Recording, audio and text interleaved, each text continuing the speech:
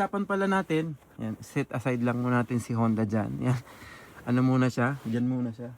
Pag-usapan pala natin, medyo habaan ko na tong ating video. Meron ditong 2025 to 2026 na catalog ng Arai. Ito yung bago nilang nilabas. Ito yung T-Extrada galing sa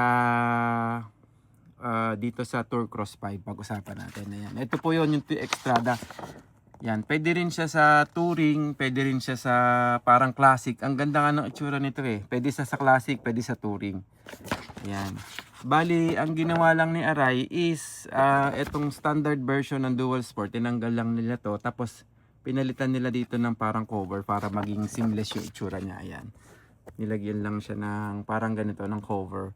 Pero kung gusto nyo, pwede nyo rin siyang gawing Mito car. Isahan natin. So, ang top of the line ng RX-7X is, I'm sorry, ang top of the line ng Arai is RX-7X. So, ito po yung mga lineup na makikita natin sa market dito sa Japan, ha? Kasi meron po mga market na mga ibang colorways na wala dito sa Japan. Merong Europe, merong US.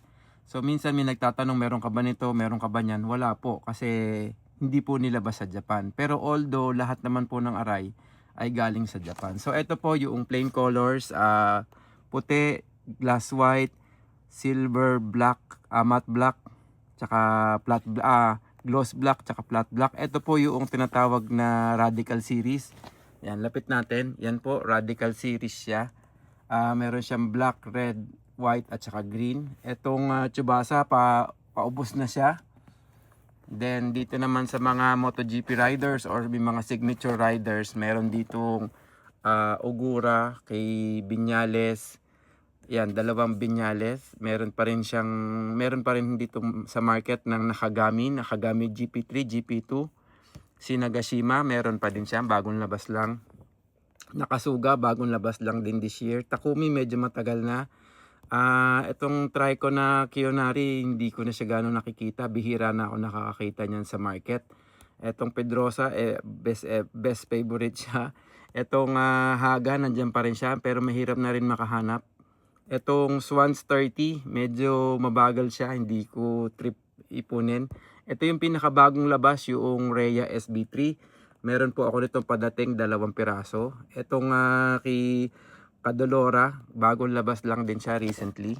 And then naglabas din pala ng recent si Arai ng FIM. Ito po yung FIM homologated na RX-7X. May kasama na siyang spoiler pag binili at dalawa lang ang kulay niya, black at saka white. Ayun, medyo mataas ng konti kasi siguro dahil FIM homologated. Kasi itong mga normal na design is lang, smell rating. Yan, Astro GX, ito yung panturing ng Arai.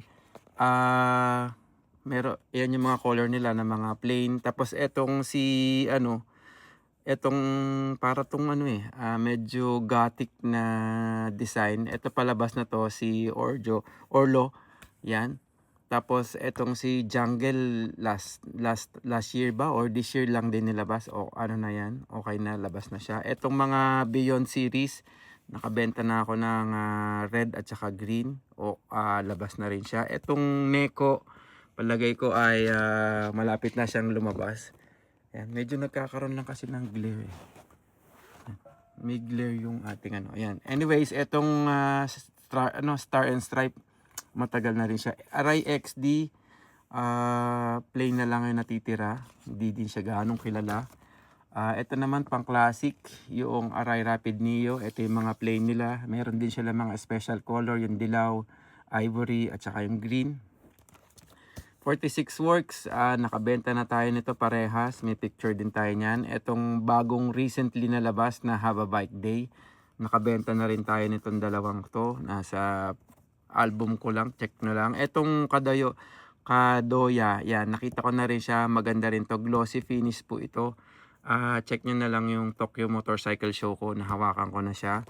Etong Haga Dark, palabas na to. Wala pa siya lang binibigay na date kung kailan siya ilalabas, pero palabas pa lang. Etong Harada at Sakata, last year yata I think. And then ito yung React, medyo matagal na siya. Yun po yung mga line up ng Arai Rapid Neo.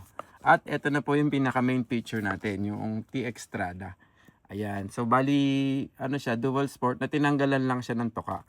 So kung bibili ka daw kung meron ka nito, bili ka lang nito, ma-achieve mo na to. Kung meron ka nito, bili ka lang nito, tsaka ito, ma-achieve mo siya. Ayan. Maganda to, nakita ko to sa classic bike, ang ganda ng itsura. Bukod sa malaki yung field of vision, is maganda rin ng ventilation. Medyo maingay nga lang ng konti. Yan. So meron mga exclusive na color na ilalabas dito sa TX Strada, katulad nitong blue at saka itong navy, dark navy, para siyang blue pero sa malayo parang itim din, pero navy siya sa malapitan. Etong red, maganda rin to. Bili ka na lang ng tuka na matte, saktong-sakto na, kakaiba. Ayan, etong Trino, exclusive siyang ilalabas dito sa TX Strada. Pero kung gusto nyong gawin siyang may tuka, pwede rin naman, add lang kayo. Pero plain colors lang yung makukuha natin na design para dyan. So parang off din siya. Pero maganda siya, maganda. Ito matte finish to. Itong TX Strada Roar, palabas na siya. At etong Kayoda, hindi ko pa siya nakita yata, or nakita ko na rin sa personal. Check nyo na lang po yung aking tawag rito, yung aking album sa Tokyo Motorcycle Show. So ito po yung pinaka bagong labas, pinaka latest na model na nilabas, TX Strada. Pero para sa akin bili na lang kayo ng may tuka, tapos i-convert nyo na lang to ganito. At least nakasave, mas malaki yung masasave nyo, and then meron pa kayong tuka if ever na gusto nyo. Pero pwede rin naman ito yung bilhin nyo. Ayan, ito naman yung TX Strada. Ang tatlo pa lang yung model na nandito, pero alam ko may lalabas this year or next year. Ayan yung kanilang mga matte color. Ito yung pinaka latest, yung Cosmic series, sumunod Trail, at yung pinakauna ay yung Discovery series. Ayan. Ayan, ProShade system. Ayan yung mga ProShade system niya. System kasi siya pag binili. Pwede kayo makabili ng isang set na clear at saka smoke. Tapos pwede nyo na lang siyang pagpalit-palitin. Or pwede rin kayong bumili ng clear, tapos bahala na kayo kung anong gusto nyong gawin. Same as sa BZ RAM. Ang problema lang sa BZ RAM kasi papalitan nyo yung cover, kaya maiiwan. So hindi lahat nakakapag ProShade sa BZ RAM. Ang dami ko nang nasabi ayan, ito BZ RAM. Speaking, ang ilalabas daw na bagong graphic sa BZ RAM, yung half face ng Arai, is yung Tsubasa at yung Nakasuga. Etong Ugura, nasa out na siya. Nakagami, ang tagal na meron. Pedrosa, meron na rin siya. Harada, bihira na lang din. Ayan, ito naman yung BZ RAM. Ayan, tawag rito. Ito naman yung Classic Air. Ito yung kanilang standard na color. Ito, naglabas sila ng metallic. Nasa market na rin siya. Itong mga chopper, inaantay ko pa. Pero nahawakan ko na rin to, na makikita nyo yan sa album ko na Tokyo Motorcycle Show. Yan, ito po yung mga 3/4 helmet ng Arai. Meron din naman ZTZ, yung pang touring nila na may tuka. Maganda rin yan. Favorite ni Boss Kiko na Carscoot Makati, baka naman. Etong B-Cross 4, may bago sila ilalabas na kulay. Etong dalawa, stream.